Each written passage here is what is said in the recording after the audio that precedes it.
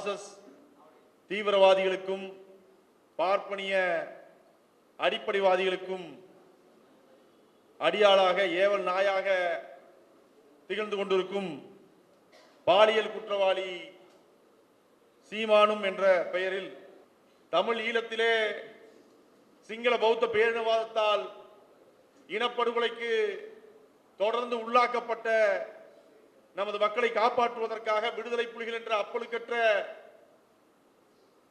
உலகத்தின் நிகரற்ற ஒரு பேர் இயக்கத்தை உருவாக்கி அந்த மண்ணின் விடுதலைக்காக தனித்தமிழ் ஈழத்திற்காக உலகத்தில் வாழும் உலகத்தில் அனைத்து நாடுகளிலும் அகதியாக வாழும் தமிழர்களுக்கு என்ற ஒரு நாட்டை உருவாக்குவதற்காக போராடி தன்னுடைய இறுதி நாட்கள் வரை போராடி உயிர் நீத்த தலைவர் பிரபாகரன் அவர்கள் அவருடனே இருந்து உயிரை பற்றி கவலைப்படாமல் செத்தாலும் என் இனத்தின் விடியலுக்காக போராடி என் தலைவனுக்காக சாவேன் என்று தன் இன்னுயிரை கொடுத்த 40,000க்கும் மேற்பட்ட மாவீரர்களும் அந்த இயக்கத்தினுடைய தான் நான் செல்வேன், சிங்கள ராணுவத்திடம் ஒருபோதும் நாங்கள் சரணடைய மாட்டோம் என்று இயக்கத்தினுடைய சென்று இறுதி கட்டத்திலே படுகொலை செய்யப்பட்ட 1.5 லட்சம் அப்பாவி மக்களும் உருவாக்கிய அரசியலை 2009ஆம் ஆண்டு அந்த இனப்படுகொலை நடந்து முடிந்தவுடன் அதிலிருந்து எழுந்த அரசியலை அடுத்த தனித்தமிழ் ஈழத்தின் அரசியலை தனித்தமிழ் ஈழத்தின் போராட்டத்தை விடுதலை புலிகள் என் கையிலே தான் கொடுத்திருக்கிறார்கள் என்று தமிழ்நாடு முழுக்க பொய் சொல்லி அப்பொழுது அந்த இனப்படுகொலையிலே ஆத்திரப்பட்டு கிடந்த இளைஞர்களை எல்லாம் என்ன செய்வதென்று தெரியாமல் தவித்துக் கொண்டிருந்த நேரத்திலே நாம் தமிழர் கட்சி என்று துவங்கிய சீமானத்திலே சீமான் துவங்கவில்லை. அதை துவங்கியது ஒரு குழுவாக, ஒரு இடதுசாரி குழுக்கள் எப்படி செயல்படுகின்றதோ பொலிட் பீரோக்கள் போல அதுவாக ஒரு குழுவாக துவங்கப்பட்டதுதான் இந்த நாம் தமிழர் என்ற இயக்கம். 2009 துவங்கப்பட்ட இயக்கம் 2010 கட்சியாக மாற்றப்பட்டது. அந்த இயக்கத்தின் ஒரு மாபெரும் சக்தியாக உந்து சக்தியாக இருந்து தமிழ்நாடு முழுக்க சென்று அந்த இயக்கத்தை கட்டி எழுப்பியவர் புதுக்கோட்டை முத்துக்குமார் என்ற ஒரு தோழர். அவர் படுகொலை செய்யப்பட்டார். இன்னும் யார் படுகொலை செய்தது என்று தெரியாமலே உள்ளது. போலியாக 2 பேரை சரண்டர் கொடுத்து அவர்களை பிறகு ரிலீஸும் செய்து விட்டார்கள்.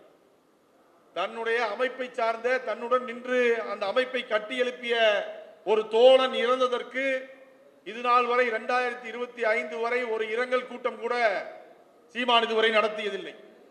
அப்பொழுது அந்த இனப்படுகொலையிலே என்ன செய்வது என்று தெரியாமல் தவித்த இளைஞர்கள் சென்று சேர்ந்த இடம் நாம் தமிழர் கட்சி. அப்பொழுது நானும் சென்று அந்த நாம் தமிழர் கட்சியிலே சேர்ந்தேன். சேர்ந்தவுடன் கோவை மாவட்டத்தின் ஒருங்கிணைப்பாளராக பதவி வகித்தேன். பதவி வகித்த பொழுது 2010ஆம் ஆண்டு 15,000 மக்களை திரட்டி நாம் தமிழர் கட்சியின் ஒரு மாபெரும் பொதுக்கூட்டத்தை கோவையிலே நிகழ்த்தி காட்டினோம். அந்த மாபெரும் பொதுக்கூட்டத்தை நிகழ்த்தி காட்டிய பொழுது அப்பொழுது 13.5 லட்சம் அந்த திட்டத்துக்கு அந்த பொதுக்கூட்டத்திற்கு செலவானது. வசூலான தொகை 75,000. அதன் பின்பு அன்று இரவு நாங்கள் சென்று ஒரு விடுதியிலே தங்குகின்றோம். அங்கே ஈழத்திலிருந்து வந்திருந்த தலைவருடைய உறவினர் ஒருவர் மருத்துவராக இருக்கின்றார். அவர் வந்து 6 லட்சம் பணம் கொடுக்கின்றார் சீமான் கையிலே. அந்த 6 லட்சத்தை சீமான் மொத்தமாக திருடி கொண்டு போக பார்க்கின்றார். கூட்டம் நடத்திய பணம் அப்படியே நிற்கின்றது. அந்த தொகை கொடுக்க வேண்டியது இருக்கின்றது. அதில் 2 லட்சத்தை மட்டும் தடா சந்திரசேகர், இருந்து போன தடா சந்திரசேகர் அவர்கள் அந்த கூட்டத்திற்காக பிடிக்க கொடுக்கின்றார். மீதி 4 லட்சத்தை அப்பொழுதே 2010 கட்சி ஆரம்பிக்கப்பட்டு 3 மாதத்தில் 4 லட்சத்தை என் கண் முன்னால் திருடி சென்றவன் தான் சீமான். நான் இந்த இனத்தின் விடியலுக்காக வேறோ ஒரு திட்டத்தை இவர் வைத்திருக்கின்றார், அதற்காக செயல்படுத்த போகின்றார் என்று அப்பொழுது யதார்த்தமாக நமக்கு இருந்த அப்பொழுது இருந்த உணர்விலே நான் அதை கண்டுகொள்ளவில்லை, விட்டுவிட்டேன். மீதி தொகையை நான் போட்டேன். மீண்டும் ஒரு கூட்டத்தை நிகழ்த்தினோம். இப்படி பல்வேறு பொதுக்கூட்டங்களை நடத்தி பல்வேறு இடங்களிலே முற்றுகை போராட்டங்களை நடத்தி நாம் தமிழர் கட்சியிலே செயல்பட்டு சென்று கொண்டிருக்கும் பொழுது சீமானுடன் நெருங்கி பழகுவதற்கான வாய்ப்பு கிடைத்தது. அப்பொழுதுதான் சீமான் யார், எதற்காக இந்த இயக்கத்தை துவங்கி இருக்கின்றார், இந்த இயக்கம் யாருடன் உந்துதலால் துவங்கப்பட்டது என்ற உண்மை தெரிய வந்தது. சீமான் தொடர்ச்சியாக வெளியிலே மணல் கொள்ளை பற்றி பேசுவது, மலை கொள்ளையை பற்றி பேசுவது, ஆனால் தொடர்ச்சியாக வைகுண்டராஜனை சென்று சந்திப்பது, பணம் வாங்குவது, அதன் பின்பு சாராயத்தை பற்றி பேசுவது, டாஸ்மார்க்கெட்டை பற்றி பேசுவது, SN ஜெயமுருகன் வீட்டுக்கு சென்று பணம் வாங்குவது, மணல் கொள்ளை, ஆற்று மணல் கொள்ளை பற்றி பேசுவது, சேகர் ரெட்டியிடம் சென்று பணம் வாங்குவது. இப்படி இந்த இனத்தில் விழுந்த, படுகொலை செய்யப்பட்ட நமது பிணத்தில் மீது எழுந்த ரத்தத்தை, அந்த அரசியலை தன்னுடைய சுயலாபத்திற்காக சீமான் பயன்படுத்தி கொண்டதை கண்கூடாக ஒவ்வொரு நாளாக பார்த்து கொண்டு வருகின்றேன். 2010 தொடர்ச்சியாக பார்த்து கொண்டு வரும் பொழுதுதான் இது அரசியல் வேறோ போக்கிலே சென்று கொண்டிருக்கின்றது என்று ஒரு ஐயம் ஏற்பட்டு இருக்கும் பொழுது, அப்பொழுதுதான் குருமூர்த்தியுடனான தொடர்பு இவருக்கு ஏற்படுகின்றது. தினமலர் கோபால்ஜியுடன் தொடர்பு ஏற்படுகின்றது. இருவரும் தொடர்ச்சியாக சீமான தொடர்ச்சியாக சந்திக்கின்ற காட்சிகளை நான் கண்கூட பார்க்கிறேன். அப்போ விடுதலை புலிகள் இயக்கம் ஒழிய வேண்டும், அழிய வேண்டும் என்று விடுதலை புலிகள் ஆரம்பிக்கப்பட்ட காலத்திலிருந்து விடுதலை புலிகள் அங்கே தோற்கடிக்கப்பட்ட பொழுது அவர்களை பற்றி போரில் 1.5 லட்சம் மக்கள் செத்த பிறகும் கொச்சையாக எழுதிய துக்ளக்கு குருமூர்த்திக்கு என்ன வேர்த்து வருகின்றது, நாம் தமிழர் என்ற கட்சியின் பெயரை வாங்கி தர வேண்டும் என்ற ஒரு எண்ணம் எனக்குள்ள ஏற்படுகின்றது. அதன் பின்பு தொடர்ச்சியாக RSS ஒரு அசைன்மெண்ட் கொடுக்கின்றது குருமூர்த்தியின் மூலியமாக. சீமான் தொடர்ச்சியாக இருகரம் விரித்து நிற்கின்றேன். முதலில் சொல்லியது என்ன? இருகரம் விரிச்சு நிற்கிறேன், யாரெல்லாம் தன்னை தமிழனாக உணர்கின்றோயோ நீ எல்லாம் வா, நாம் சேர்ந்து நின்று நமது மக்கள் கொல்லப்பட்டு நமது மக்களின் மீது எழுந்த அரசியல், தமிழ் தேசிய அரசியல் இந்த மண்ணிலே கட்டி எழுப்பி தமிழ் ஈழம் அமைப்போம் என்று கூறினார். ஆனால் இந்த பார்ப்பனிய சவகாசம் வந்தவுடன், இந்த RSS சவகாசம் வந்தவுடன் சுகபோக வாழ்வுக்கு ஆசைப்பட்ட சீமான் என்ன செய்யறாரு? தெலுங்கர் என்ற அரசியலை, வந்தேரி என்ற அரசியலை இந்த மண்ணுக்குள்ள கொண்டு வந்து நிறுத்தினார். கண்டி நாயக்கர் என்ற ஆவணப்படத்தை எடுத்து நிறுத்தினார். அந்த கண்டி நாயக்கர் என்ற ஆவணப்படத்தில் என்ன சொல்லுதுன்னா, சிங்களர்கள் நல்லவர்கள், ஒருபோதும் தமிழர்களுக்கும் பண்டைய காலங்களிலே ஒருபோதும் தமிழர்களுக்கும் அவர்களுக்கும் நடந்த போரில் அவங்க பெண்களை கொண்டதில்லை, குழந்தைகளை கொண்டதில்லை. ஆனால் இந்த இறுதிக்கட்ட இனப்படுகொலை செய்தது சிங்களர் அல்ல, இந்த இறுதிக்கட்ட இனப்படுகொலை செய்தது தெலுங்கர்கள் அப்படின்னு எடுக்கிறான். அப்போ பொறிதட்டு சந்தேகம். அப்ப என்னடா தொடர்ச்சியா இருகரம் பிரச்சனை எல்லா மக்களையும், ஏனென்றால் விடுதலை புலிகள் இயக்கத்திற்கு உதவி செய்த யாரும் மதம் பார்த்து செய்யவில்லை, சாதி பார்த்து செய்யவில்லை, மொழி பார்த்து செய்யவில்லை. அங்கே ஒடுக்கப்பட்டிருக்கக்கூடிய, பாதிக்கப்பட்டிருக்கக்கூடிய மக்களுக்காக எழுந்திருக்கக்கூடிய இயக்கம் அதை தன்னுடைய இயக்கமாக, நமது இயக்கமாக, குடும்ப இயக்கமாக தமிழ்நாட்டில் இருக்கக்கூடிய ஒவ்வொருவரும் நினைத்தார்கள்.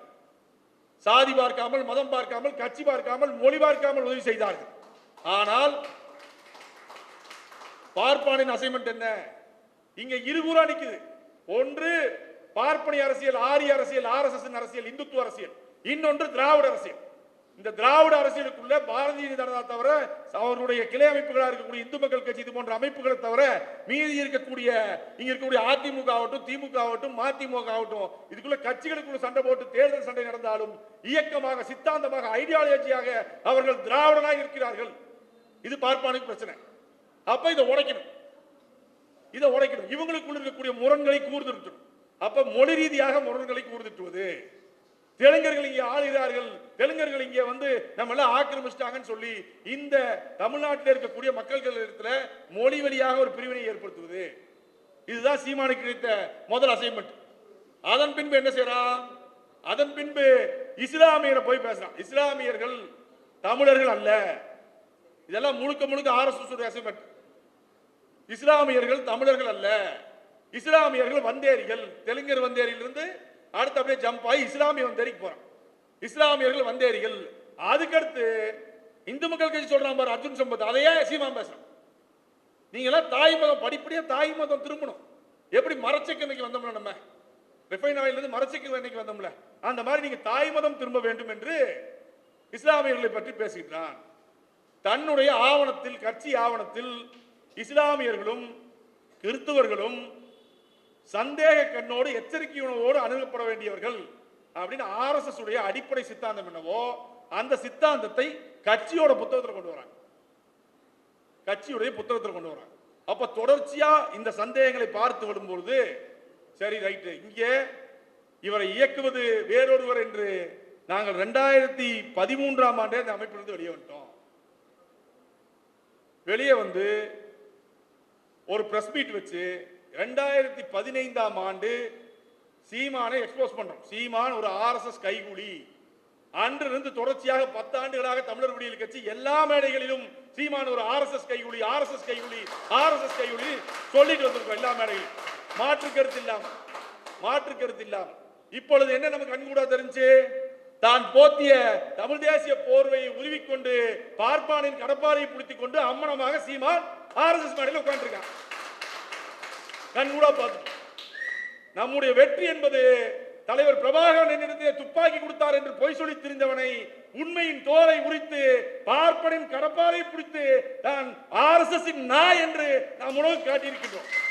இதுதான் திராவிட இயக்கம் பெரியார் இயக்கத்தின் வெற்றி. கட்சிகளை விடுங்க, இயக்கங்கள் செய்த வேலை.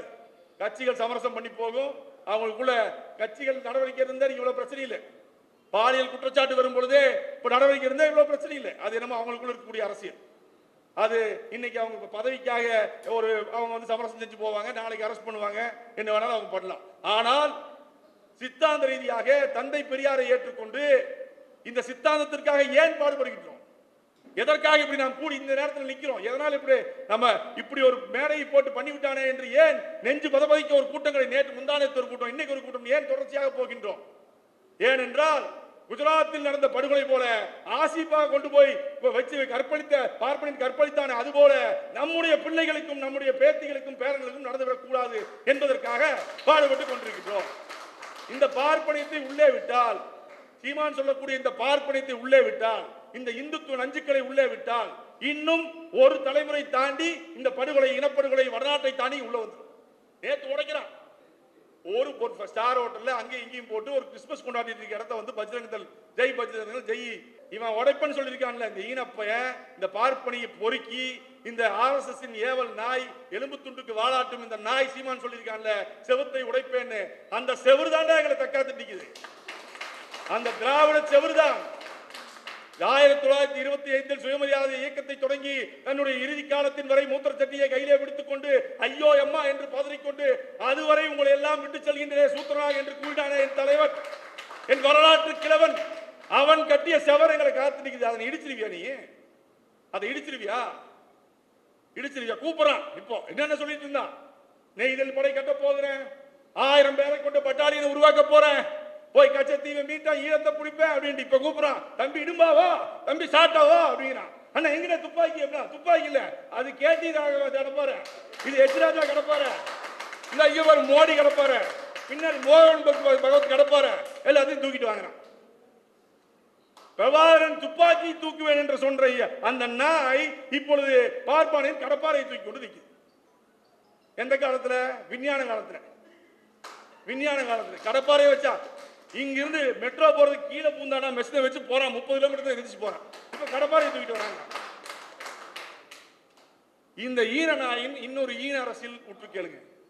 இந்த பிரிவினை ஏற்படுத்துகின்ற இந்த சீமான் என்ன பண்றான்னா, அடுத்த கட்டத்துக்கு நகர்ந்து ஒரு மேடையில், இப்ப முக்குளத்தோர் சமூகம் போடுகின்ற ஒரு மேடையில போய் ஏறிக்கிறது. முக்குளத்தோர் சமூகத்தில் வந்து மூக்கையா தேவர் காலேஜ் கட்டினார், எல்லாம் கட்டினார், சரி அது அவங்க சமூகம் என்னமோ. அந்த மூக்கையா தேவரை பத்தி புகழ்ந்தினி பாடிட்டு வந்துட வேண்டியதுன ஸ்டைபண்ட் வாங்கிட்டு. அங்க பெரியாரை பத்தி பேச வேண்டிய அவசியம் என்ன? பாத்தியா, சொத்துக்க தன் சொத்தை பூரா வித்து இங்க கல்லூரி கட்டி என் பாட்டன் பெரியாரா, மூக்கையா தேவன் பெரியாரா, இங்க தன் சொத்துக்காக மகளைக்கு திருமணம் செய்த ஈவே ராமசாமி பெரியாரா அப்படின்னு. அப்ப ஒவ்வொரு இடமாக தமிழ்நாட்டில் இருக்கக்கூடிய இங்க இருக்கக்கூடிய அவங்க இந்த பழைய தலைவர்கள் சொல்றான், வாவுசி சொல்றான், இந்த பெருஞ்சித்திரனாரை பேசுகிறார். இங்க இருக்கக்கூடிய எந்த தலைவரும் தமிழரசன் பேசிய அரசியலையும் ஒரு நாள் பேசுனதில்லை, பெருஞ்சித்திரனால் பேசிய தமிழ் தேசிய அரசியலையும் ஒரு நாள் பேசுனதில்லை. புலவர் கலிய பெருமாள் வாழ்ந்த வாழ்க்கை இவன் ஒரு நாள் அரை நாள் கூட வாழ முடியாது. அவர்கள் தமிழ் தேசியவாதிகள். தமிழ் தேசியவாதம் என்றால் என்ற 2000 ஆண்டு காலமாக நம்மை அடக்கி ஒடுக்கி இருந்த பார்ப்பனத்தை அடித்து உடைத்து ஒடித்ததே அதுதான் தமிழ் தேசியம். திராவிடத்தின் வழியாக திராவிடத்துடன் கைகோர்த்து தமிழ் தேசியவாதிகள் தமிழரசன் போல பெருஞ்சித்திரனால் போல அனைவரும் கைகோர்த்து நின்று போராடித்தான் உடைத்து நின்றார். இந்த பார்ப்பனத்தை இங்கிருந்து அப்புறப்படுத்தினார். இவன் என்ன பண்றான்? இவர்களை எல்லாம் வந்து தொடர்ச்சியாக இந்த மேடையில வைத்து எதிரியாக்குகின்ற வேலை செய்யறான். தொடர்ச்சியாக ஒவ்வொரு தலைவர் மேடைகளையும் வைத்து தந்தை பெரியாரையும் அந்த தலைவர்களையும் அந்த சமூக இளைஞர்கள் இடத்துல வஉசிக்கு கூட்டம் போட்டா வஉசிக்கு பொதுவா வர்றதில்லை, கிராமங்கள்ல எல்லாத்தையும் சாதி தலைவராக மாத்தி வச்சிருக்காங்க. இந்த மண்ணுக்காக போராடி அத்தனை ஆண்டுகள் சிறைப்பட்டு செக்கிழுத்த அந்த மாமனிதனை சாதியா மாத்தி வச்சிருக்காங்க. அப்போ அந்த சாதி இடத்திலே போய் ஒவ்வொரு இடத்திலும் போய் ஒவ்வொரு சாதி இடத்திலும் போய் பெரியாரை தெலுங்கர் என்றும் வந்தேரி என்றும் மறைமாற்றுகின்ற வேலையை, கொச்சைப்படுத்துகின்ற வேலையை தொடர்ச்சியா செய்து வந்தான். இப்போ இந்த நமக்குள் இருக்கக்கூடிய பிரிவினை விட்டு அடுத்த அசைன்மெண்ட் கொடுத்துட்டோம். இஸ்லாமியரையும் திராவிடையும் தனியா பிரிச்சு வைங்க. இந்த திராவிட இயக்க தோழர்களையும் இஸ்லாமியரும் தனியா பிரிக்கணும். அப்ப என்ன பண்ணும்? 4 பேர் 2 பேர் ஹிஜாப் போட்டு 2 பாய் பசங்களை இந்த தாடி வச்சுட்டு நேரா உட்காந்து வந்து பெரியார் திட்டு. பெரியார நீ திட்டினா அவங்க உடனே என்ன பண்ணுவாங்க? உங்களுடைய பத்தி எல்லாம் பேசுவாங்க. அப்ப உங்களுக்குள்ள முரண்கள் ஏற்படும். இந்த மேடையில் ஏறிய இந்த 4 ஈன நாய்களை தவிர்த்து இஸ்லாமில் இருக்கக்கூடிய தமிழ்நாட்டில் இருக்கக்கூடிய ஒருவர் கூட பெரியாரை எதிர்க்க மாட்டாங்க. சீமான் மேடையில் ஏறின இந்த 4 ஈன நாயை தவிர்த்து ஒருவரும் ஒரு இஸ்லாமியர் கூட பெரியாரை எதிர்க்க மாட்டாங்க. ஏன்னா பெரியார் அப்படி போராடினார், இந்துத்துவத்தை எதிர்த்து போராடினார். இன்று குஜராத்தில் நடக்கின்ற படுகொலை, இன்று வடநாட்டில் உத்தரப்பிரதேசத்தில் மத்திய பிரதேசத்தில் நடக்கின்ற படுகொலை கலவரம் இங்கே நடக்கவில்லை. ஏன் நடக்கவில்லை? அங்கே ஒரு மாடு வெட்டும் தொழிலாளி, ஒரு இஸ்லாமிய தொழிலாளி அடிச்சு கொள்றான், இங்க நடக்கல. ஏன் நடக்கல? ஏனென்றால் இங்க இருக்கக்கூடிய திராவிடம் என்ற சித்தாந்தம் நம்மையும் இஸ்லாமியரும் தொப்புள் கொடி உருவாக மாற்றிங்க நிறுத்தி இருக்கிறது. அதை உடைக்கணும். என்ன பண்றான்? இவ்வளவு பெரிய பிரச்சனை தமிழ்நாட்டுக்குள்ள இன்னைக்கு ஊடுருவி நிக்கிறான். அவன் புள்ளியை போட்டான், ஸ்பார்க்க போட்டான், பத்தி போட்டான். மதுரை என்ற இடம் உங்களுக்கு வந்து சென்சிட்டிவா பத்திக்கும். உங்க இயல்பிலேயே அவர்கள் வந்து அந்த மரபு ரீதியாக வந்து பண்டைய காலத்திலிருந்து போர் முறையிலிருந்து அவர்கள் ஒரு ரொம்ப சென்சிட்டிவான சவுத் இந்தியாவே, சவுத் தமிழ்நாடு. அப்போ அந்த இடத்துல போய் திருப்பரங்குன்ற மலையில வந்து தீபம் ஏத்தணும் அப்படின்னு சொல்லி போட்டு சிக்கந்தர மலையில இருக்கக்கூடிய தர்கா அதற்கு பின்பு வந்தது. அந்த தர்காக்கு பக்கத்துல தான் வந்து நாங்க தீபம் ஏத்தணும்னு சொல்லிட்டு ஒரு பெரும் கலவரத்தை இந்து மக்கள் கட்சி செய்ய நினைத்தது. பல RSS குண்டர்களை கூட்டிக் கொண்டு அங்க வந்தான். என்ன பண்ணிட்டாங்க? அங்க கீழே இருக்கக்கூடிய இஸ்லாமியர் அல்லாத நமது மக்கள் தடுத்து நிறுத்தி கடையை சாத்துங்கிறான். கடையில சாத்த முடியாது, போகடா அப்படிங்கிறாங்க நம்ம மக்கள். அப்போ இந்த அரசியல் உள்ள கொண்டு வர முடியல. உடனே என்ன பண்றான்? தமிழக அரசு கடும் நடவடிக்கை எடுத்து அங்க இருக்கக்கூடியவனை வந்து அகற்றுது. அது மிகப்பெரிய நடவடிக்கை தமிழக அரசு எடுத்ததெல்லாம். எதை பற்றியும் கவலைப்படாமல் துரிதமாக எடுத்து தமிழக அரசு நடவடிக்கை. உடனே அங்கிருந்து அனுப்பின உடனே மோகன் பகவத் அறிக்கை விடுறான். RSS சீஃப் மோகன் பகவத் அறிக்கை விடுறான். இந்த விஷயத்தை RSS கையில் எடுக்கும் திருப்பரங்குன்ற மலை பிரச்சனையை நாங்கள் நினைத்தால் இதை பெரிதாக்குவோம், ஊதி பெரிதாக்குவோம். அப்போ பிரஸ் ரிப்போர்ட்டர் போய் எச்ராஜார் கேட்கிறாங்க, இப்படி எல்லாம் பண்ண கலவரம் நடக்கட்டுமே.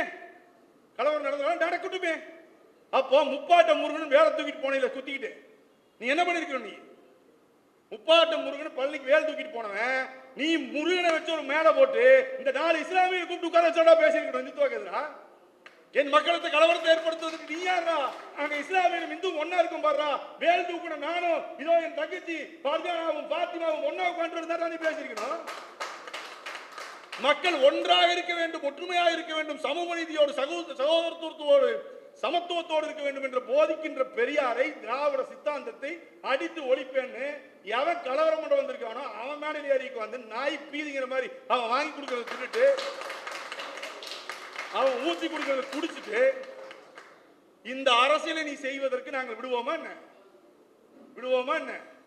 உன் கூடயே இருந்தவங்க நாங்க. அந்த பொண்ணு பேசுது. 4 பேர், அபுபக்கர், அனீஸ் ஃபாத்திமா ஃபர்கானா, தாரிகா சல்மான். அந்த தாரிகா சல்மான் பேசுது, பெரியார் முடிய வெட்ட சொல்லிட்டாரு, பெண்கள் எல்லாம் முடி வெட்டிக்கோங்கன்னு சொல்லிட்டாரு, அதனாலதான் இப்ப கலாச்சார சீர்கேடு நடந்துச்சு. அதே எல்ஜிபிடின்னு சொல்லிட்டு இவங்க வந்து பெண்கள் எல்லாம் வந்து ஆர்கனைசர் இந்த மாதிரிலாம் வந்து ஹஸ்பண்ட் இந்த மாதிரி ஆயிடுறாங்க அப்படின்னு சொல்லிட்டு அந்த பொண்ணு பேசுது. முடிவெட்ட சொன்னது பெரியார் என்ன சொன்னார்? நீங்க எல்லாம் படிக்கணும், நீங்க எல்லாம் யாருடைய ஆதரவு இல்லாம நீங்க தனியான வாழ்க்கையை நடத்தணும், உங்க சொந்த காலில் நிக்கணும், பெண்கள் ஏரோப்ளைன் ஓட்டணும், பெண்கள் கப்பல் ஓட்டணும், உங்க சுயமா நீங்க சம்பாதிக்கணும், அப்பதான் உங்களுக்கான அடிமைத்தனம் விடுபடும்னு எத்தனை வருஷத்துக்கு முன்னாடி 75-80 வருஷத்துக்கு முன்னாடி ஒரு வரலாற்று கிழவன் பேசியிருக்கார். பெரியாரிய இன்னைக்கு வந்து நம்ம வீட்டில் இருக்கக்கூடிய நம்முடைய மனைவி எல்லாம் சந்தோஷமா இருக்காங்கன்னா, நம்ம அடிமைத்தனம் இல்லாம நம்ம கண்ணால பார்க்குற ரோட்ல போறோம், எவ்வளவோ அடிமைத்தனத்தை பார்க்கலாம். பெண்கள் இந்த உடை கூடாது அதுங்கிறான், அவங்க விருப்பப்பட்டதே போடக்கூடாது. அவங்க ஏதோ ஒரு பூ வச்சாங்கன்னா என்ன இப்படி பூ பெருசா வச்சிருக்கேன், இந்த மாதிரி ஒரு முறையற்ற, ஒரு அடிப்படைத்தன்மையற்ற, ஒரு அறிவற்ற தனத்தை சமூகத்தில் பார்த்து கொண்டிருக்கின்றோம். ஆனால் இது பெரும்பான்மையாக இன்று படித்த இளைஞர்களிடையே கல்வியற்ற பெண்களிடத்திலும் நடக்காமல் இருப்பதற்கு காரணம் தந்தை பெரியார் அன்றைக்கு போட்ட விதை, அவர் பேசிய பேச்சுக்கு. ஆனா இந்த பொண்ணு சாதாரணமா பேசுது, அப்படி ஒரு கிழமை பேசிட்டு போனார். கர்ப்பப்பை அறுத்து போடு அப்படின்னு சொல்றாரு பெரியாரு. கோவத்துல பேசுறதா, கோவத்துல என்னன்னு பேசுறாரு பெரியாரு, அதாவது உன்னை இந்த பிள்ளை பெருக்கும் மிஷினாக நினைச்சிட்டு இருக்கான். என்னன்னா என்ன காரணம்னா, அன்னைக்கு எங்க அம்மாய்க்கு 12 பிள்ளை. நீங்க எடுத்துக்கிட்டீங்கன்னா கிராமங்கள்ல ஒவ்வொருத்தரும் 8 பிள்ளை 10 பிள்ளை இந்த மாதிரி இருக்கு, வருஷம் பெத்து போடுவாங்க. அப்போ அன்னைக்கு ஊட்டச்சத்து இல்லாத காலத்துல, அன்னைக்கு சத்துணவு இல்லாத காலத்துல, வறுமையில மனிதர்கள் வாடிக்கொண்டிருக்க காலத்துல அந்த எப்படி உங்களை பிள்ளை பெத்துக்கும் மெஷினாக பாக்குறான். உங்களை பத்தியான அடிப்படை புரிதலே அவர்கிட்ட இல்ல, உங்கள் உடலை பத்தியான கவலைகள் இல்ல. இப்படி நீங்கள் பிள்ளை பெற்ற மிஷின் தான், அதனாலதான் உன்னை திருமணம் செய்து கொண்டு வந்தேன் என்று உங்களை அடிமையாக வைத்திருந்தால் உங்கள் கர்ப்பப்பையை தூக்கி அகற்றி வீசுங்கள். இது என்ன தப்பு இருக்கு? நம்மும் இன்றைக்கு சொல்லுவோம், உங்களை அடிமைப்படுத்த நினைத்தால் நீ உன்னை குழந்தை பெற்றும் மிஷினாக உன்னை கருதினால் நீ கர்ப்பப்பை எடுத்து வீசு. அதுதான் சொல்றேன். கேரளாவில் முளைவரி சட்டம் ஒன்று இருந்துச்சு. கேரளாவில் என்னன்னா, பெண்கள் ரவிக்கணிக்க கூடாது. அந்த சமஸ்தா திருவண்ணாமலை சமஸ்தானத்தை சுத்தி இருக்கக்கூடிய அங்க இருக்கக்கூடிய பார்ப்பனர், அங்க இருக்கக்கூடிய ஒரு பார்ப்பனர் இருப்பாங்க நம்பூதிரிகள். அந்த நம்பூதிரிகள் வசிக்கக்கூடிய பகுதிகளில் இருக்கக்கூடிய புலையர், தீயர், அதுக்கப்புறம் அவர்களை தவிர்த்து இருக்கக்கூடிய தாழ்த்தப்பட்ட மக்கள், இவங்களாம் சாணார் மக்கள், இவங்க யாருமே அந்த பெண்கள் யாருமே வந்து திரைச்சீலை இது அணியக்கூடாது திரைச்சீலை. அப்போ முளைவரி அதுக்கு ஒரு வரி போட்டான். நம்ம பெண்களுடைய மார்பங்களுடைய அளவுக்கு தகுந்த மாதிரி வரி போடுறான். இது நடந்தது, இந்த சமூகத்தில் நடந்தது. இதை நடத்தது யார்? சீமா சொல்றான், இப்ப பாப்பா கடப்பாயத்துக்கு வாயில வச்சிருக்காங்கல்ல, அந்த பாப்பா தான் பண்ணது. அந்த பாப்பா தான் பண்ணது. இந்த முளைவரி சட்டத்தில் சீமானுடைய பாட்டியும் பாதிக்கப்பட்டிருப்பாங்க. சீமானுடைய அப்பத்தாவின் அம்மாவோ அம்மையாவின் அம்மாவோ இதுல பாதிக்கப்பட்டிருப்பாங்க. அதற்கு எதிராக போராடி இந்த பார்ப்பனத்தை எதிர்த்து நின்று கொடுத்துவது அவர் உரிமையின் தன்னுடைய அந்த விடுதலை பெற்றுக் கொடுத்தது யார்? அந்த பார்ப்பனத்தை எதிர்த்து நின்ற இந்த திராவிடம். ஆனா இதையெல்லாம் கணக்கில் கொள்ளாம சாதாரணமா 4 இஸ்லாமிய பெண்ணை தூக்கி மேல வச்சுட்டு இவர் மிக மோசமான அரசியலை நடத்திட்டு இருக்கார். அப்போ இந்த மேல பேசுகின்ற தோழர்களுக்கு நம்ம கேட்கணும், இந்த இஸ்லாமிய தம்பி கிட்ட தங்கை கிட்ட, தாய் மதம் திரும்ப சொன்னாரே, நீங்க திரும்பிடுவீங்களா? உருது பேசும் இஸ்லாமியன் தமிழர் இல்லைன்னு சொன்னாரே, அதை ஏத்துக்குவீங்களா? அதை ஏத்துக்க முடியுமா உங்களால? எல்லாத்துக்கும் மோசமா உங்களை எல்லாம் சாத்தானின் பிள்ளைகள் சொன்னாரே, அதை ஏத்துக்குவீங்களா? இல்ல உங்க அப்பா அம்மா ஏத்துக்குவாங்களா? உங்க அப்பா அம்மா ஏத்துக்குவாங்களா? இவனை போன்ற காளிப்பயல் இழிபயல நீங்க எங்கும் பார்க்க முடியாது. அந்த கட்சியை விட்டு நான் விலகன்னு சொன்னேன். எதற்காக, என்ன காரணத்திற்காக விலகினேன் என்றால், 2013 பாலச்சந்திரனோட மரணம் நடக்குது, படுகொலை நடக்குது. அந்த படுகொலை நிகழ்ந்த பிறகு நாங்க ஒரு 38 பேர் வந்து அங்க நாம் தமிழர் கட்சியிலிருந்து போய் அந்த ஆதங்கம் தாங்க முடியாம பாலச்சந்திரனோட நெஞ்சில் இருக்கக்கூடிய அந்த துப்பாக்கி ரவைகளை பார்த்து கொந்தளிச்சு போய் போஸ்ட் ஆபீஸ் உடைச்சிட்டோம். சென்ட்ரல் கவர்மெண்ட் இதை முற்றுகை பண்ணு சொல்லிட்டு போஸ்ட் ஆபீஸ் உடைச்சிட்டோம். போஸ்ட் ஆபீஸ் உடச்சுன்னா எனக்கு கைது பண்ணி சிறையில் போடுறாங்க. சிறையில் போடுறதுக்கு முன்னாடி கொண்டு போய் ஆஜர்படுத்த போறாங்க நைட்டு. அப்ப சீமானை கூப்பிடுறேன். அப்ப நான் வந்து மாவட்ட செயலாளர் சீமானை கூப்பிட்டு, ஆனா அந்த மாதிரி வந்து போராட்டம் செஞ்சுட்டேன்னா செஞ்சு ஒரு 38 பேர் நாங்கள் கைதாயிட்டோம். நாங்கள் வந்து போனா சீமான் என்ன சொல்லணும், ஒரு தலைவர் என்ன சொல்லணும், நம்மை தாண்டி இருக்கணும் அல்லவா? அந்த வீட்டில் போய் ஆமக்கறி தின்ன, இட்லி கறி தின்ன, அதை தந்தாங்க, அண்ணி இதை தந்துச்சு அப்படின்னு பேசுறவனுக்கு கண்ணால் பார்த்து அந்த மகனின் சாவு எவ்வளவு கொந்தளிப்போடு இருக்கணும். சாதாரணமா பேசுறான். உன்னை யாரா அந்த வேலையை பார்க்க சொன்னதுங்கிறான். அண்ணானுங்க, உன்னை யாரா அந்த வேலையை பார்க்க சொன்னது? யாரை கேட்டு நீ போய் போராட்டம் பண்ணாங்க? ஒரு 2-3 நிமிஷம் நமக்கு அப்படியே சரி அண்ணன் மரியாதை கொடுத்தேன். அப்புறம் நீ செத்தின்னு என்னடா பண்றதுன்னு கேட்டேன். நீ செத்தினா பொதுக்குழுவையும் செயற்குழுவையும் கூட்டி நாங்க போராட்டம் பண்ண அப்படின்னு சொல்லி கேட்டேன். அப்படி போன போன கட் பண்ணி வச்சுட்டான். ஒரு உணர்ச்சி என்பது, ஒரு உணர்வு என்பது, நமது தலைவன், நாம் நேசித்த தலைவன், தகப்பனுக்கு மேல நேசித்த தலைவன், தன் குடும்பத்தை பார்க்காமல் இந்த இனத்திற்காக தமிழத்திற்காக நாடு கட்டிய போராடிய தலைவனின் பச்சை மகன் பாலச்சந்திர செத்ததுக்கு இந்த நாயிட்ட துக்கம் இல்லைங்க. இவன்கிட்ட துக்கம் இல்லை. இவனுக்கு பொண்டாட்டி மேலையும் பட்டு இருக்காது, புள்ள மேலையும் பட்டு இருக்காது, நம்ம மேலையும் பட்டு இருக்காது. இவனுக்கு குடிக்கணும், கூத்தியாட்ட போனா அது தவிர எனக்கு கொண்டு விட்டேன். இவனுக்கு அவ்வளவுதான். இனத்தின் பேர் நல்லா வாழ்ந்துட்டான். நல்லா நாங்க என்ன பண்றோம், சினிமா டைரக்டர் தானே, அவனுக்கு என்னன்னா எல்லாமே இவருக்கு கிடைச்சிருக்கு. ப்ரொடியூசர் வந்து கொடுத்துருவாங்க, ஸ்கிரிப்ட் எழுதி கொடுத்துருவாங்க. இந்த இடத்துல 80 பேர் உட்கார்ந்து இருக்கணும், 8 கேமரா இருக்கணும் அப்படின்னா ப்ரொடியூசர் பாடுது. அதுக்கு எங்க கடன் வாங்குறான், என்ன பண்றான், பேங்க் லோன் எடுக்கிறான், அதெல்லாம் அவருக்கு தெரியாது. இவர் போய் தொப்பி போட்டு வாங்குவான் டைரக்டர். அந்த மாதிரி ஒரு டைரக்டர் இவனுக்கு வெளிநாட்டில் இருக்கக்கூடிய ஒரு கூட்டத்தை இவன் உருவாக்குறான். அது எப்படின்னு கேளுங்க. விடுதலை புலிகளுக்கு தோற்கடிக்கப்பட்ட பிறகு 2 குழுவா உருவாக்குறான். புலம்பெயர் தமிழர்கள் இருக்கக்கூடிய விடுதலை புலிகளை இருந்து போனவனே, தப்பி போனவனே பணத்தை பதுக்கக்கூடிய ஒரு குழு உருவாயிருச்சு. தலைவனை நேசித்து நிற்கக்கூடிய ஒரு குழு தனியா உருவாயிருச்சு. இவன் என்ன பண்றான், விடுதலை புலிகள் ஆரம்பிக்கப்பட்டு 30 ஆண்டு காலமாக புலம்பெயரில் இருக்கக்கூடிய விடுதலை புலிகளின் சர்வதேச புலம்பெயர் இயக்கமாக இருந்தது எல்லாம் நாம் தமிழர் இயக்கமாக தங்கிருந்து திருட பிராடு பிக் பாக்கெட் இவன மாதிரியே இருப்பான பொறுத்திக்கிறேன். அவனை பூரா வந்து புலம்பெயர் நாம் தமிழர் இயக்கமா மாத்திடுறான். மாத்திட்டு அங்க வச்சிருக்க பணத்தை வச்சுதான் இவன் வந்து இத்தனை நாளா ஓட்டிட்டு இருந்தான். அந்த பணத்தை வாங்கி நான் நாடு கட்டிடுவேன், நான் தனித்தமிழ் ஈழம் அமைச்சு கொடுத்துருவேன் அப்படின்ட்டு அந்த மக்களிடத்துல பணத்தை வாங்கி இவன் வந்து அந்த பொழப்பு நடத்திட்டு இருக்கான். அப்போ அதன் பின்பு அந்த பணத்தை அது கொஞ்ச காலத்தில் அப்படியே கரையுது. ஏன்னா அங்க 10 100 திருட்டு ஆயிடுவான்ல, திருடி அவன்லாம் பிரிச்சுட்டதுக்கு அப்புறம் பணம் வரலின்னு நேரடியாக பார்ப்பனின் காலில் விழுந்து, உங்களால் செய்ய முடியாத நான் செஞ்சு தரேன் அண்ணா, உங்க கண்ணுக்கு கண்ணா கையா காலுக்காக இருந்து உங்களால் என்ன செய்ய முடியல அதை செஞ்சு தரேன் அப்படின்ட்டு பார்ப்பனியத்தின் உளவாளியாக மாறி இங்கே தமிழ்நாட்டுக்குள் தமிழ் இனத்திற்குள் ஊடுருவி நம்மை பிளவுபடுத்தி பார்ப்பனைய அந்த RSS பயங்கரவாதிகள், இந்துத்துவ தீவிரவாதிகள் இந்த தமிழ்நாட்டுக்குள் ஊடுருவதற்கான வழியை ஏற்படுவதற்கான வேலை திட்டத்தை தான் இப்ப சீமான் செஞ்சிருக்கு. அப்போ இதை தடுத்து நிறுத்த வேண்டிய தேவை தொடர்ச்சியா நாம செய்ய வேண்டியது இருக்கு. அப்ப தோழர்களே, நீ ஒண்ணுதான் புரிஞ்சுக்கணும். இன்னைக்கு அந்த சாக்கடை பெருச்சாளி வெளியே வந்துருச்சு. அது பாட்டுக்கு ஏமாத்தி குழாயா ஓடிட்டு நான் இல்ல இப்படி போய் தமிழ் தேசியம் இப்படி போய் அந்த தேசியம் புடுங்கிட்டு இருந்த புடுங்கி இன்னைக்கு வெளியே வந்துட்டான். ஆமாடா நான் RSS ஆள் தான்டா அப்படின்ட்டான். அந்த நாய் எப்படின்னா, இப்ப நீங்க ஒரு நாய் வளர்த்துவீங்க, நான் ஒரு நாய் வளர்த்துவேன். என்னை நீங்க அடிக்க வந்து நான் என்ன உங்களை தான் கடிக்கணும், ஆனா நீங்க பிஸ்கட் பண்ணி என்னவே கடிக்கும். இந்த நாய் எப்படின்னா அந்த மாதிரி ஒரு நாய். RSS எலும்பு போட்டுச்சுன்னா ஒரு வாரத்துக்கு நம்மளை கடிக்கும், நம்ம எலும்பு போட்டோம்னா ஒரு வாரத்துக்கு RSS கடிக்கும். நாயிலே இப்படி ஒரு நாய் நீங்க பார்த்துக்க முடியாது உலகத்துல. மனுஷன்லையும் பார்த்துக்க முடியாது, நாயிலையும் பார்த்துக்க முடியாது. நான் இவனை எல்லாம் ஒரு தலைவன் நினைச்சிட்டு என் கதையில கேட்டுக்கிட்டு வைக்க பேசுறான் 2010 டைம்ல தான் 11 தேர்தல் டைம்ல நம்ம அப்படியே பேசுற பேச்சை கேட்டு அப்படியே நெஞ்சு வெடிச்சு பலே வெள்ளையே தேவா காலையில போயிருமுடா போருக்கு அப்படின்னு சொல்லிட்டு நான் மனித வெடி உண்டாருக்க தயாராயிட்டேன். வந்து வண்டியில் ஏறுறாங்க, வண்டியில் போட வந்து வண்டியில் ஏறினானுங்க. நானும் வண்டி அப்ப பாருங்க வண்டி போடுறது நானு, இவனுக்கு கூட்டு போய் ரூம் போடுறது நானு, சாப்பாடு நான் தான். நான் வண்டியில் தூக்கிட்டு போயிட்டு இருப்பேன். இவனை பிரபாகரன் நினைச்சு, இவனை ஒரு தலைவன் நினைச்சு நான் வண்டியில் கூட்டம் போற வரைக்கும் நான் வண்டியில் தூக்கிட்டு போறது. ஏன் வண்டியிலேயே அப்ப பின்னாடி போறது கூட அறிவு கிடையாது எனக்கு. கொஞ்சம் தாண்டி போனோடனே போய் இறங்கிட்டானுங்க. கூட்டம் தானே பின்னாடி ஏறிடும்ல, என்னடா தம்பி அந்த கோழி குழம்பு ரெடியா இருச்சாடா அப்படிங்கிற. என்னடா நெஞ்சு வெடிக்கு போருக்கு போலான்னு சொல்லிட்டு இருந்தா நம்ம வேற தயாராயிட்டோம். என்னடா இவன் என்னடா திடீர்னு கோழி குழம்பு ரெடியா இருச்சாங்கன்னு சொல்லிட்டு நேரா சரி கூட போனேன். அப்புறம் நைட்டு போய் உட்காந்து போட்டான். அப்போ சின்ன பையன், நான் 2 மேலே போட மாட்டேன், எனக்கு 2லே கிருப்பு ஆகி போச்சு. அடிச்சாங்க ஒரு 9 லாஜ போட்டானுங்க.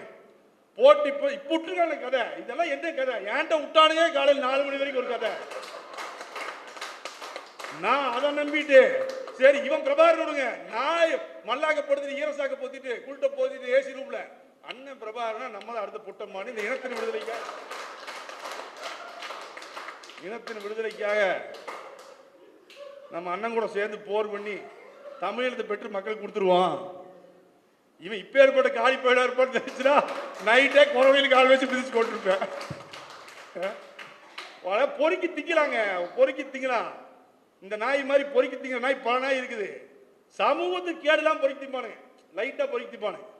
இது ஒரு இனத்தை அழிப்பதற்கான வேலை, எதிர்கால சந்ததிகளின் வாழ்வை தகர்ப்பதற்கான வேலை. மீண்டும் 2000 ஆண்டுகாலமாக அடிமையா இருந்து ஒரு வேலை வாய்ப்பு இல்லாம, கல்வி இல்லாம, எதுவும் இல்லாம இன்னைக்கு 50 வருஷமா முன்னேறி ஒரு ஒடுக்கப்பட்ட இனம் வருது. எக்கனாமிக்கல் வீக்கர் செக்ஷன் கொண்டு போய் போடுறான். பாப்பா 60,000 மாச சம்பளம் வாங்கினா அவன் வறுமை கோட்டு கீழ் இருக்கான்னு சொல்லிட்டு அவனுக்கு இடஒதுக்கீடு. ஒரு துப்புரவு தொழிலாளர், சாக்கடை என்னும் தொழிலாளர் கஷ்டப்பட்டு சம்பாதிச்சு அந்த முனைநாட்டத்தில் படித்து ஒரு புள்ள மேல வந்துச்சுன்னா அது 28 ரூபா சம்பளம் வாங்கினா இடஒதுக்கீட்டுக்கு மேல இருக்கு, அதுக்கு இடஒதுக்கீடு மறுக்கப்படுது அந்த குழந்தைக்கு. இதயத்துல போறான்னு இப்படிப்பட்ட அநீதிகள் இந்த மண்ணிலே கோடி கோடியாக கொட்டி கிடக்குது, கோடி கோடியாக கொட்டி கிடக்குது. இதையெல்லாம் எதிர்த்து போராட வேண்டியது நம்முடைய கடமை அல்லவா? இந்த நாய் இதை போராடுவான்னு சொல்லி தான் நாங்களா போய் நின்னோம். தமிழ் தேசிய அரசியலை கட்டி எழுப்போம், பார்ப்பனர் நமக்கு எதிரி, ஆர்எஸ்எஸ் நமக்கு எதிரி தானே போய் நின்னா. அப்படிதான் கூப்பிட்டான். விடுதலை புலிகளை அழித்தது யாருங்க? சிங்கள பௌத்த பேரினவாதமா? விடுதலை புலிகளை அழித்தது பார்ப்பனியம். தமிழனிடம் இருந்த நாட்டை நாங்கள் உள்ளே சென்று வந்தேரிகளாக உள்ளே வந்து பறந்து விரிந்து ஆண்டு கொண்டிருந்த தமிழகத்திலே உள்ளே சென்று ஆன்மீக ரீதியாக அந்த அரசனை அடிமைப்படுத்தி அதன் பின்பு நாங்கள் வேறொரு ஆட்சி காலத்திலே அதிகாரத்தை கொண்டு பிரிட்டிஷிடத்திலே இருந்து அதிகாரத்தை பிடுங்கி நாங்கள் ஆட்சி செலுத்திக் கொண்டிருக்கின்றோம். யாரு? பார்ப்பனியுடைய எண்ணம். தமிழனுக்கு என்ற ஒரு நாட்டை அழித்து விட்டோம். ஆனால் அங்கே பிரபாகரன் என்ற ஒருவன் ஒரு தமிழன் நாட்டை கட்டப்பாக்கின்றான். அவனை அழிப்பதே ஒரே குறிக்கோள் செயல்பட்டான் பாப்பான். அதான் ராஜீவ் காந்தியிலிருந்து எம்ஜிஆர் இருந்து அத்தனை பேர், ராஜீவ் காந்தியிலிருந்து மீதி இருந்த அத்தனை தலைவன்றையும் கொண்டு வந்து நிறுத்தி நம்மளை அழிச்சான். இது இந்த நாய்க்கு தெரியாம இல்லை, நம்ம பேசுறதுலாம் இவனுக்கு தெரியாம இல்லை, இவனுக்கு எல்லாம் தெரியும், இவனுக்கு எல்லாமே தெரியும். ஒரு சாடிஸ்ட் சைக்கோ, அவ்வளவுதான். அது போல இந்த பெண் பிள்ளைகிட்ட சொல்றான், இந்த 4 பிள்ளைகிட்டையும் கவனமா இருக்கு. இவன் உங்களை உட்கார்ந்துட்டு எப்படி பார்ப்பான்னு எனக்கு தெரியும். இவன் நீங்க போனதுக்கு அப்புறம் என்ன பேசுவான்னு எனக்கு தெரியும். புரிஞ்சுங்களா? இவனை மாறி ஒரு தனி மனித ஒழுக்கம் இல்லாத ஒரு காலிப்பையில நான் வாழ்க்கையில பார்த்ததில்லை. காமத்தோடு பெண்களை, ஒரு பெண்களை 2 பெண்களை பார்க்கின்றவனை பார்த்திருக்கேன். பார்க்கிற அத்தனை பேர்த்தையும் காமத்தோடு பார்க்கிற ஈனனாயிவன். இந்த பொண்ணு பேசி அற்புதமா பேசி, நான் கூட வீட்டில் சொல்லிட்டு இருந்தேன். அந்த பேசுற ஐடியாலஜி வேற, ஆனா அந்த பொண்ணுடைய ப்ரொனன்சியேஷனும் அந்த பொண்ணுடைய டயலாக் டெலிவரி எப்படி இருக்குங்க? நான் சொல்லிட்டு இருந்தேன், இப்படிப்பட்ட ஒரு பெண்ணை அரசியல் மூடராக்கி கொண்டு வந்து இப்படி ஒரு சித்தாந்தத்தில் உட்கார வச்சிருக்கானே. இதே பெண்ணை இவன் வந்து ஐடியா சொல்லி கொடுத்து இவன் போய் ஈழத்தமிழர் முன்னணி கூட்டத்தில் ஏற்றி நாங்களும் முருகனும் ஒண்ணுதாண்டான்னு பேச வச்சிருந்த அரசியலும் வரலாறும் வேற மாதிரி இருக்குல்ல. இப்படித்தான் ஒரு பொண்ணு பேசிச்சு. பாண்டிச்சேரியில் ஒரு பொண்ணு மருத்துவர் பெண், இதோட முடிச்சுக்கிறேன். ஒரு மருத்துவர் பெண்ணு, ஒரு பெண் ஒரு ஃபர்ஸ்ட் இயர் படிச்சுட்டு இருக்கு, 17 வயசு இருக்குது. அப்ப இவனுக்கு 48 வயசு. அந்த பொண்ணு இதே மாதிரி தான் ஒரு மேடையில் ஏறி பேசுது, பாட்டு பாடுது. மேடையில் ஏறி பேசுது, பாட்டு பாடுது. பாட்டு பாடி அந்த பெண்ணு முடிச்சுட்டு போயிருது. அந்த பெண்ணை காதலிக்கிறாங்க. அது 1 மாசத்துக்கு முன்னாடி என்கிட்ட சொல்லிட்டு, ஒரு 6 மாசத்துக்கு முன்னாடி ஈழப்பெண்ணை கல்யாணம் பண்ண போறேன், நீயும் பண்ணிட்டா தம்பின்னு இருந்தான். நானும் ஈழப்பெண்ணை கல்யாணம் பண்ணிக்குவான்ட்டு, சரி அந்த பருப்புடைய ஈழப்பெண்ணுக்கு உங்க சொந்தத்தில் ஒரு அக்கையோ தங்கச்சியோ நம்ம பேர் கல்யாணம் பண்ணிக்கலான் இருந்தேன். இவன் அந்த நேரம் தான் தெரியுது 4 லைன் ஓட்டிட்டு இருந்திருக்கான். ஏன்ட்ட ஒரு கதை சொல்லியிருக்கான், வெற்றி குமரன் ஒரு கதை சொல்லியிருக்கான், ஜெகதீச பாண்டியன் ஒரு கதை சொல்லியிருக்கான், இவன் ஒரு கதை சொல்லி இங்க இந்த அக்கா யாரு? கைல்வெளி அக்கா. இந்த அக்கா அப்ப யாருன்னு பார்த்தா சொத்து இல்லை. தமிழ் தாய்க்கும் தமிழ் தகப்பனுக்கும் பிறந்த மகன், நல்ல தமிழ் தாய்க்கும் தமிழ் தகப்பனுக்கும் பிறந்த பிள்ளை. அன்னி தமிழ் தாய்க்கும் தமிழுக்கும் பிறந்துச்சா? நீ பேசுற தமிழ் தேசியம் எங்களுக்கு உடன்பாடு இல்லை. எவனெல்லாம் என் மொழியை நேசித்து என் மண்ணை நேசித்து அடிப்படை மக்களின் வாழ்வாதாரத்திற்காக போராட வருகின்றானோ, மொழியை தாண்டி மாநிலத்திற்காக போராட வருகின்றானோ அவனெல்லாம் தமிழ் நான் கேட்கிறேன். ஆனா நீ என்ன பேசுற? தமிழ் தாய்க்கு நம்மள என்ன பேச நீ பேசிட்டு இருப்பான். இவன் வடிவ வந்தேரி, இவன் ரெட்டியாரு அப்படின்னு நான் கேட்கறது ஒரே ஒரு கேள்வி. உன் சம்சாரம் தமிழ் தாய்க்கும் தமிழ் தகப்பனுக்கும் பிறந்த பிள்ளையா? அவங்க ஒரு தெலுங்கை தாய்மொழியாக கொண்ட ஒருவருக்கும் ஒரு தமிழை தாய்மொழியாக கொண்ட ஒருவருக்கும் பிறந்த பிள்ளை. அந்த தமிழை தாய்மொழியாக கொண்ட பெருமகனுக்கான காளிமுத்து அவன் தான் பிரபாகரனை கூட்டு வந்து, தலைவர் பிரபாகரனை கொண்டு வந்து தூக்குல போடணும் தீர்மானம் நிறைவேற்ற காளிப்பைய யாரு? கைலியோட அப்ப. இவனுங்க நீண்ட நெடுக வரலாற்றில் குடும்பமா இனத்துக்கு துரோகம் பண்ணவனுங்க. அப்போ கைல்வெளியை போய் அந்த பெண்ணை டார்ச்சர் பண்ணி அந்த பெண்ணை சூசைட் அட்டெம்ப்ட் பண்ணி பாண்டிச்சேரியில் ஒரு மருத்துவர் பண்ணி, இந்த நாயோட 22 வயசு சின்ன புள்ள ஒரு இன விடுதலைக்கு வந்து அந்த வயசுல ஒரு டாக்டர் பொண்ணு வர்றதுங்கிறது எவ்வளவு பெரிய அரசியலுங்க. அழிச்சிட்டானுங்க. இதெல்லாம் பேசுறது இன்னைக்கு வரைக்கும் பேசுறது வரைக்கும் இது மாதிரி 100 இருக்கு. நான் என்னுடைய அவங்க கௌரவம் எங்க கௌரவம் போயிருமே இதெல்லாம் பேசலாம் சொல்லிட்டு நாள் பேசாம அவனுக்கு எங்க 1 லட்சம் ரூபா கொடுக்குற அம்மனமா ஓடுறான், ஓடுவான் மவுண்ட் ரோட்ல. இப்படி தமிழ் தேசியம் அம்மன தமிழ் தேசியம் ஓடுவான். இது போன்ற ஈனப்பிறவிகளின் செயல்களை தடுத்து நிறுத்த வேண்டிய ஒரு மயிரும் புடுங்க முடியாது. இது மக்களிடத்தில் அம்பலப்படுத்த வேண்டிய தேவை இருக்கவன் யார் அப்படிங்கிறது. அவன் நம்மளை மீறி இத்தனை கோடி மக்களை மீறி அவன் புளுத்து போன பாப்பாங்க கடப்பாறையை தூக்கிட்டு வந்து பெருஞ்சோர் அடிச்சிருவானா? திராவிட பெருஞ்சோர இடிக்க முடியுமா? ஒரு மயிரை முடியாது, ஒரு மயிரை முடியாது. அவனுடைய அரசியலை தொடர்ந்து எங்களுக்கு இதுதான் வேலை. எனக்கு, மனோஜுக்கு, தோழர் குமரனுக்கு, எங்க தோழர் மேடையில் இருக்கிற அத்தனை பேருக்கு இதுதான் வேலை. இன்னும் இணைஞ்சிருந்தா இணைஞ்சுக்கங்க. உங்க உணர்வை மட்டும் தாங்க, உங்க உணர்வை, உங்க இருப்பை தாங்க. இந்த செலவுகள் நாங்க பாத்துக்கிறோம். உங்க உணர்வை, உங்க இருப்பை தாங்க போதும். அதே போன்ற ஊடக தோழர்கள் பரப்புங்க. இது உங்க குழந்தைக்குமானது, உங்க எதிர்கால சந்ததிக்குமான அரசியல் நாங்க பேசுறது. அந்த சுவரை இவன் அல்ல எவனாலும் பிடிக்க முடியாது என்று கூறிக்கொண்டு, தந்தை பெரியார் வாழ்க, திராவிடம் வளர்க என்று கூறிக்கொண்டு விடைபெறுகிறேன். நன்றி, வணக்கம்.